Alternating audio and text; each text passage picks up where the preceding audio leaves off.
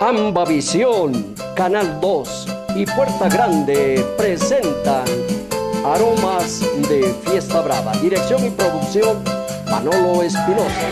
Si allí nació Miguel, no existen males. Si en esta vida no hay tanta dicha que haber nacido en su corazón. Pues las mujeres que en ti se crían son amasadas de aroma y sol.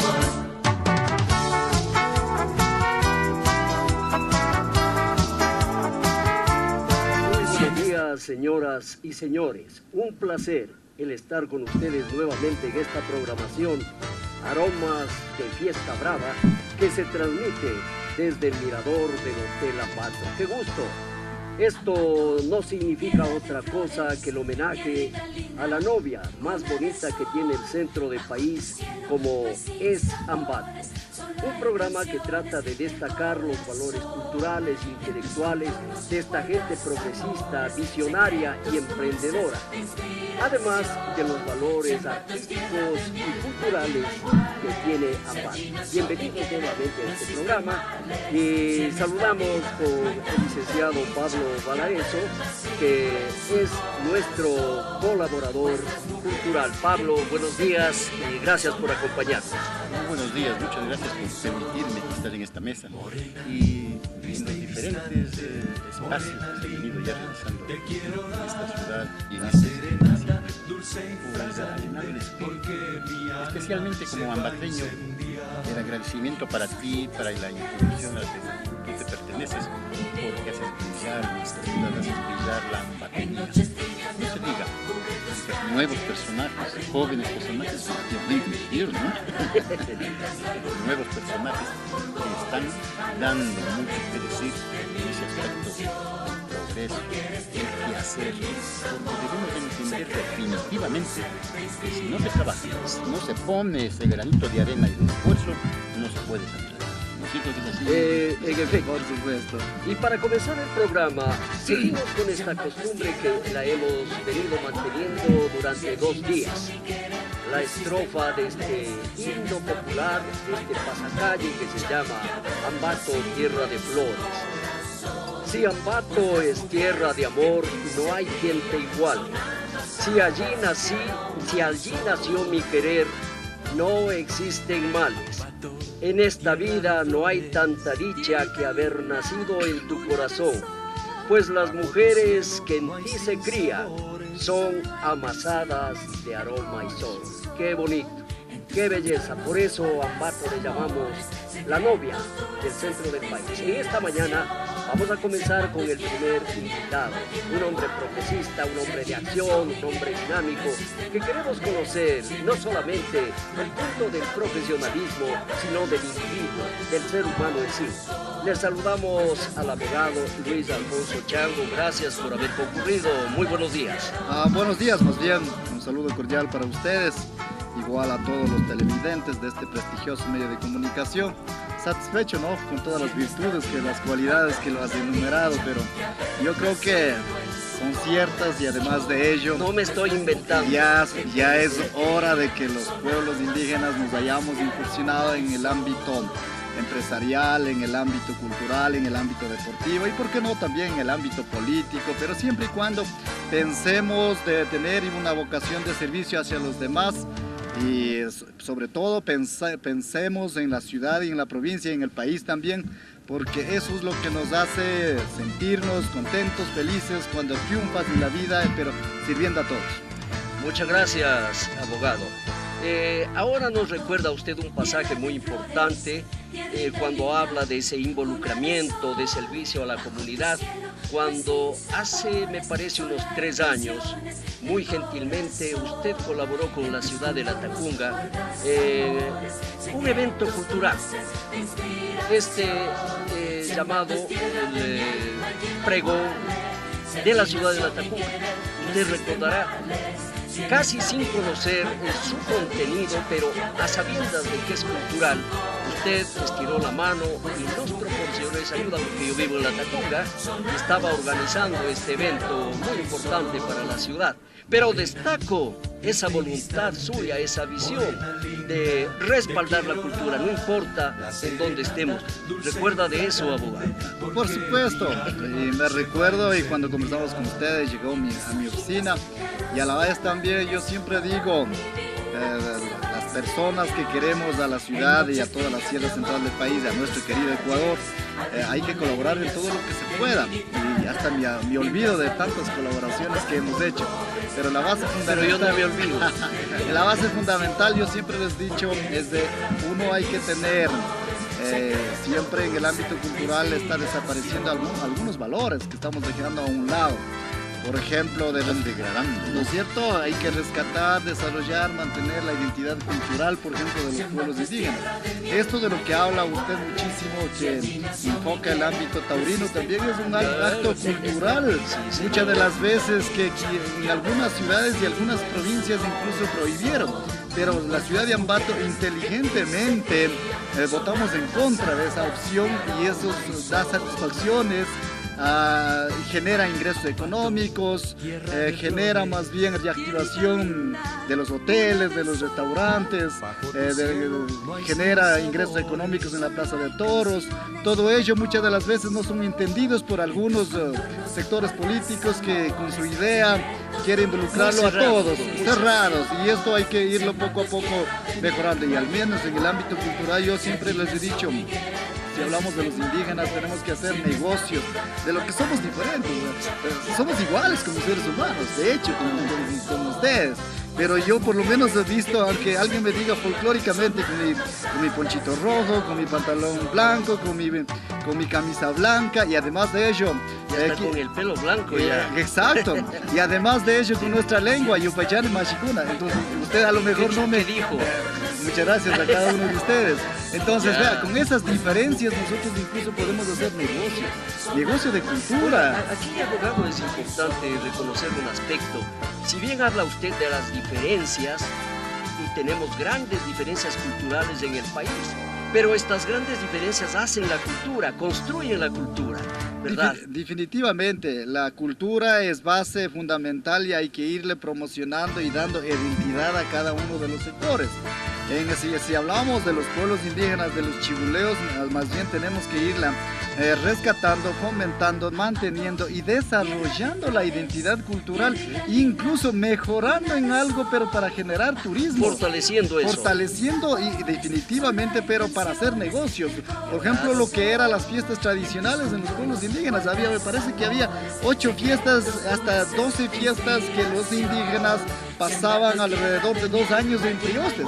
Algunos quedaron en bancarrota y vendieron terrenos. Yo me preguntaba a mi abuelito, le decía, como ya era tan interesado desde niño, abuelito, ¿por qué su hermano tiene un terreno de una quebrada a otra quebrada?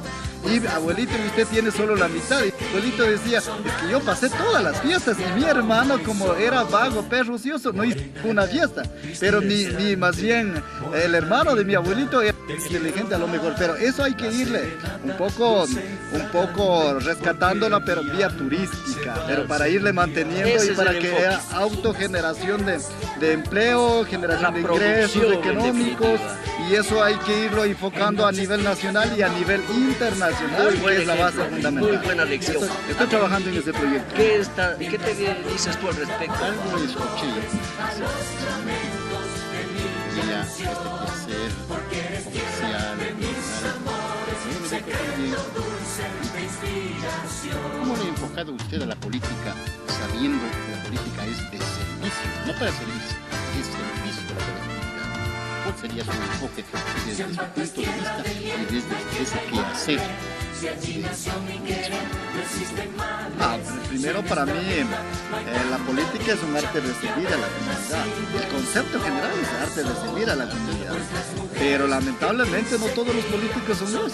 Hay políticos buenos y hay políticos malos. Hay políticos que buscan... honrados y deshonestos. De hecho, pero hay políticos que dicen, si esta vez no tengo trabajo, voy a desempeñar como trabajo los 4 años o los 2 años de ejercicio de función y ahí voy a hacer un poco de dinero.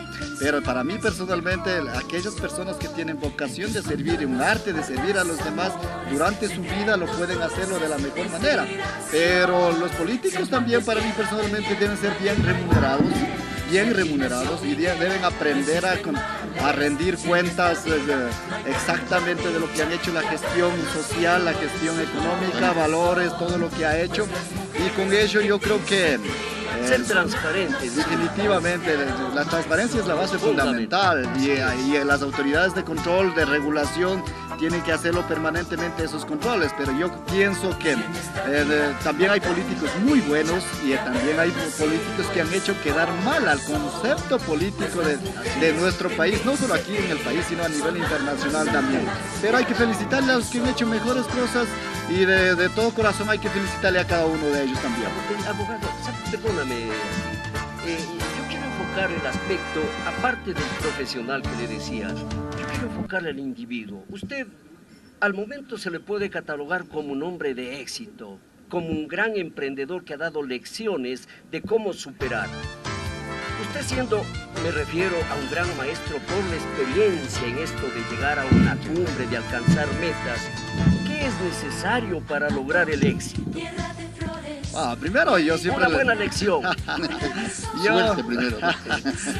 Bueno, muchas personas dicen suerte también, pero para mí personalmente no es la suerte. La suerte, digo, cuando usted compra una lotería y te compras y lo haces recursos económicos de noche a la mañana. Y el éxito muchas de las veces ahí creen que el éxito viene conjunto solo el dinero. Eso no, para mí no es eso, sino el éxito de una persona debe ser el éxito intelectual, los títulos académicos que lo logres. El éxito debe ser tu familia, con la que estás, con la que casaste y con las que vives y con la que puedes morirle, porque muchas personas a veces alcanzamos el éxito y por ahí nos equivocamos en la vida y inmediatamente me voy con otra también. Eso tampoco, para mí no es. Entonces, el éxito es las empresas que la creas y que generes fuentes de trabajo, que generes erario nacional mediante impuestos que das al gobierno nacional también. Pero esto nace con un sueño, con una idea, abogado. No, fíjate, en la vida uno no hay que ser conformista.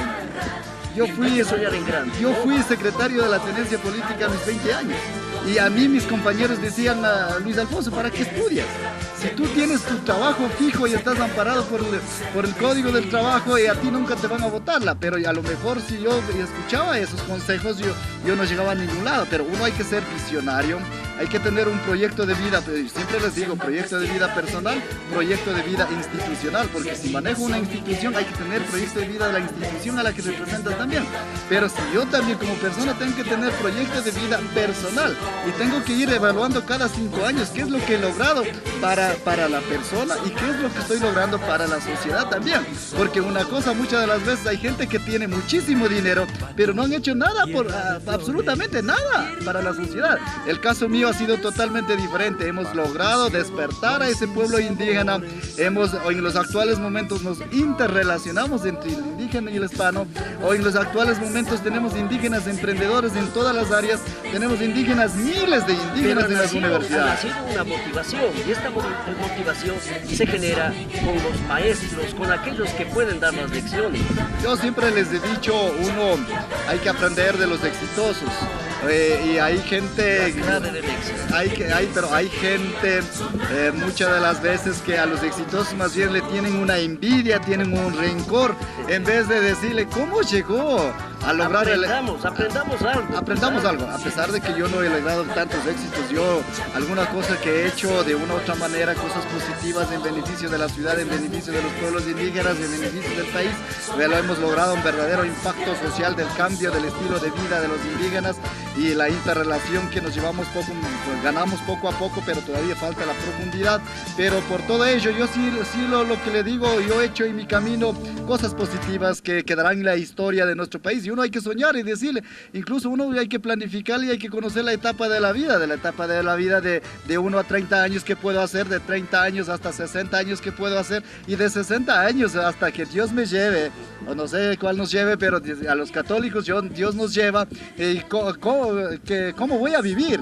E incluso uno se puede decirle, ¿cómo después de la muerte, cómo quieres que tenga el nicho? Entonces uno va planificando durante la vida y pues la muerte también. Bueno, la muerte solamente es algo que no puede tomárselo en cuenta en definitiva, porque el hombre en forma general no desaparece, las obras de él son permanentes, las obras de un hombre no mueren. Quizás la materia desaparece, pero el pensamiento, el sentimiento, sus lecciones que ha dejado son las que perduran y sirven de lección para los demás. Mi querido Manolo, de hecho, por eso digo, hay que dejar huellas para que la gente se acuerde. Si es que no dejamos huellas, hay veces que algunos dejamos huellas negativas, pero te recuerdan.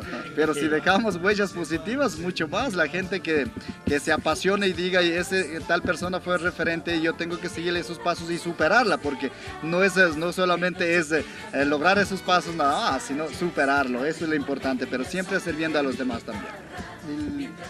Conversando desde que lo estamos escuchando, hay algo que me quedó pendiente en el momento que extra micrófono habíamos hablado sobre este tema de la comunicación, de que mucho Luna tenía previsto lo que es televisión, lo que es radio, y como complemento el reinado de la belleza, el reinado de la belleza, teniendo usted a su hija también como una de las mujeres bellas de Ambato.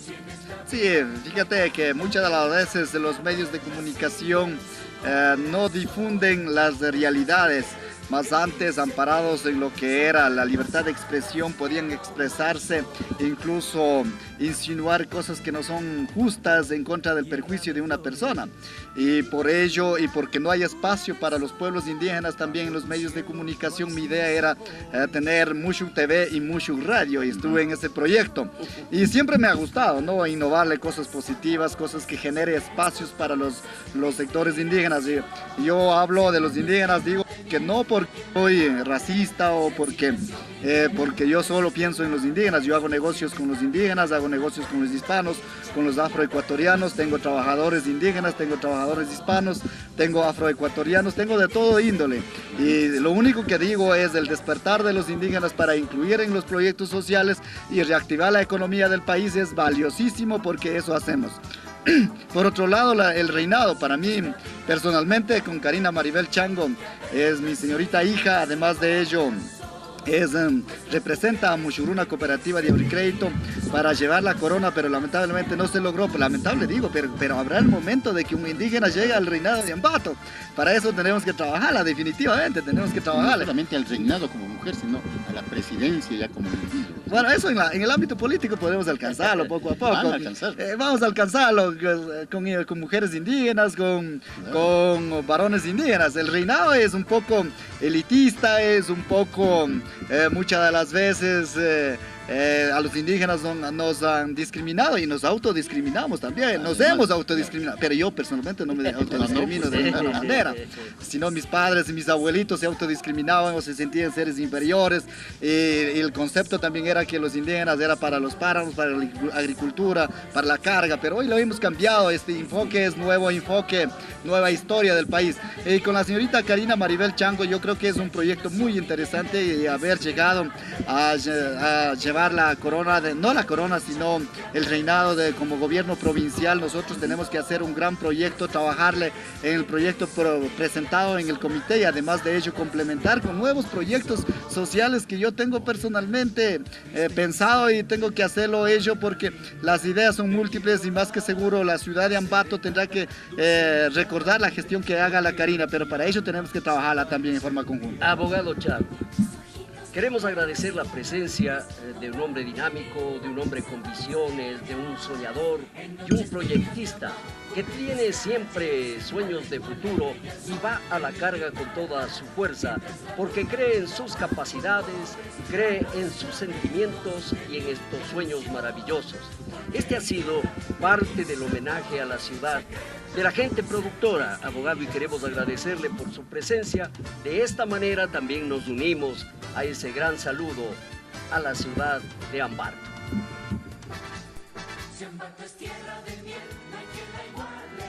Seguimos en esta programación Aromas de Fiesta Grande, que Ambavisión lo transmite desde el mirador del tradicional e histórico Hotel Ambato. ¡Qué gusto!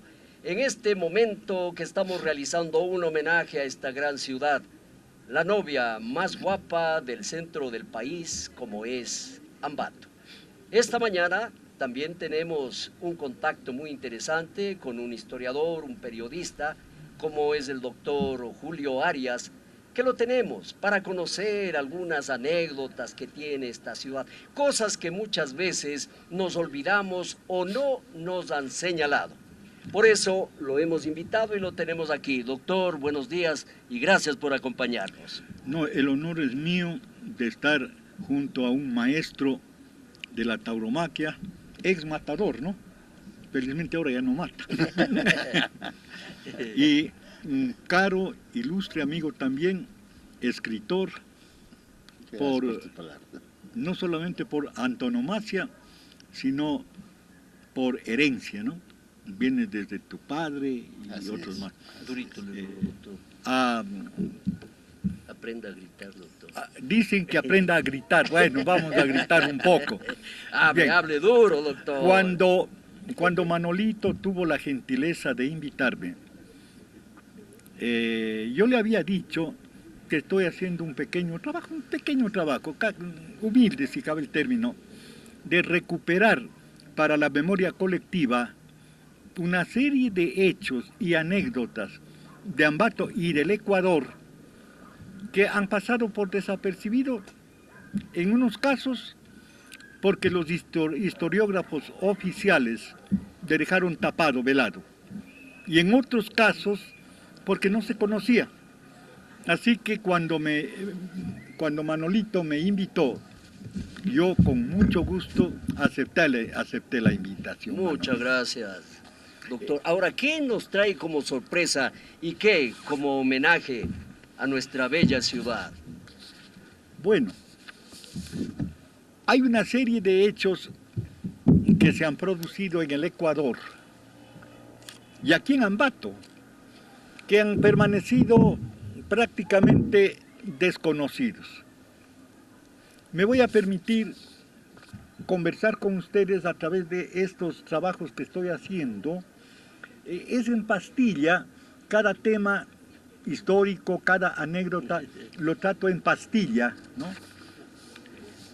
Por ejemplo, en el imaginario colectivo se guardan recuerdos o se inventan mitos. En la mayoría de casos son fantasmas que han sido adoptados por los historiógrafos. El presente es un caso de ellos. Eran los años turbulentos y promisorios de los primeros pasos de la independencia americana. La joven guayaquileña Manuelita García, morena, claro, de ojos de mar, llegó a Quito un mes de julio de 1809. Se alojó en casa de don Juan Salinas. Recordarán que don Juan Salinas fue uno de los héroes del 10 de agosto y uno de los mártires del 2 de agosto. María de la Vega, esposa de Juan Salinas, acogió a Manuelita García, con quien simpatizó a primera vista. Por entonces, los conspiradores de la independencia solían reunirse en diversas casas de los complotados, simulando fiestas de amigos.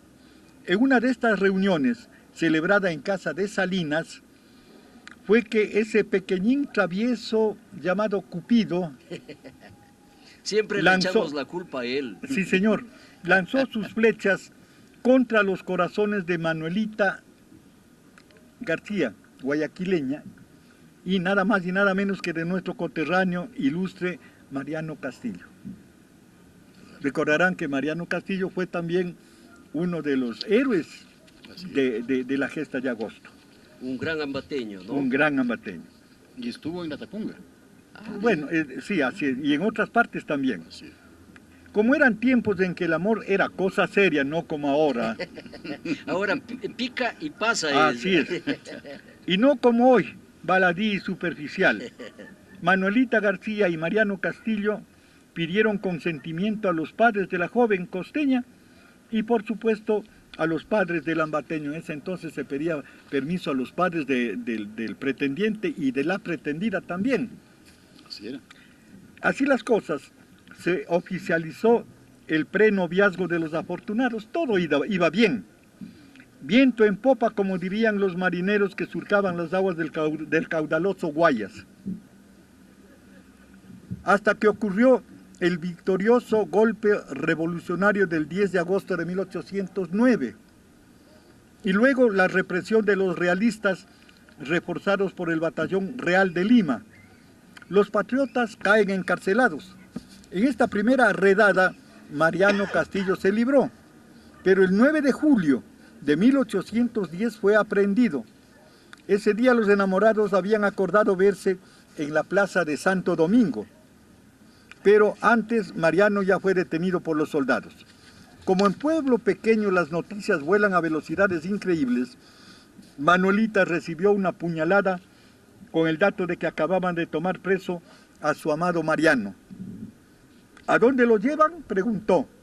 A las mazmorras del Real de Lima, fue la respuesta. Corrió con la rapidez y la desesperación y al llegar al cuartel vio a su amado en medio de una veintena de fieros hombres de guerra.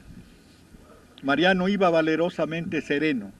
Antes de entrar volvió a mirar a la gente y entre esta vio a su amada Manuelita. Y entonces la serenidad se le fue en un suspiro. Empujado por sus aprensores, el ambateño Mariano Castillo desapareció, tragado por las fauces de la monstruosa prisión. Manuelita, de genio vivaz y voluntad de acero, ideó inmediatamente una estratagema para librar a su amado. Eso no consta en el texto. ¿Y pero aquí en Ambato se conoce eso, doctor? Se ha No. olvidado mucho. ¿Qué es Supongo lo que tú eres un gran lector. Sí, No habrás conocemos. oído de esto. Sí, bueno, a continuación de esto, cuando ya hubo la mortandad que se presentó en el batallón, creyó justamente la novia de esa época, de Castillo, que había muerto. Pero entra a las mazmorras y el hombre estaba semi-muerto. De ahí lo herido sacan, estaba él. herido. Y le llevan a la Tacunga. Pero primero le llevaron a un convento de claro. dominicos al norte de Quito. Pero no, esto no consta en el texto, sino en un próximo texto. Manuelita García murió en el acto. Porque ella se disfrazó de hombre. Uh-huh. Y entró y se hizo pasar como hombre, quiso integrarse al batallón de los realistas. Le aceptan, el comandante le acepta y estaba allí cuando llega a la celda donde estaba Mariano Castillo y otros patriotas y ve que les habían muerto, les habían asesinado. Y Mariano Castillo estaba supuestamente muerto. Todo el mundo, eso sí sabemos que se hizo el muerto, se aguantó. Entonces se cuenta, esto es parte, no sé si del mito o de la realidad histórica, ¿no? Claro. Se cuenta que Manuelita García, que iba armada con un fusil de esa época, les increpó y les dijo cobardes. Y al sargento que comandaba el grupito ese que había asesinado a los patriotas le disparó y le hirió gravemente. Entonces este sargento ordenó que le maten y le matan ahí, en la celda. Ya. Entonces ese es una anécdota interesante que por lo visto, claro, yo no lo podía saber, pero lo raro es que no se sepa acá. Cuando los héroes, los personajes importantes que han destacado a la ciudad y que se han destacado, ellos deberían aparecer, ¿no? Claro. Esos son los referentes que tenemos Y que con esto, las juventudes. y que con esto, Manolo, la gente de Ambato creía que Castillo se había escondido para no estar el 12 de No, noviembre. sí, claro. Yo quiero invitarles, es cortito esto, si tenemos Y con tiempo. eso cerramos, ya. Los 2 soles de Montalvo le titulo esto. Este es otro, Otro, ¿sí? De Montalvo, de Juan Montalvo. ¿Ah? ya. García Moreno había impuesto la persecución sin cuartel sobre sus opositores. Uno de ellos era el general José María Urbina. Vivía pobremente en Lima. Otro de los perseguidos, Juan Montalvo, desterrado, llega a la capital peruana y se hospeda en el Gran Hotel. Al siguiente día, sentado en una mesa del salón del hotel, mira venir en su dirección a un anciano que se le acerca con los brazos extendidos.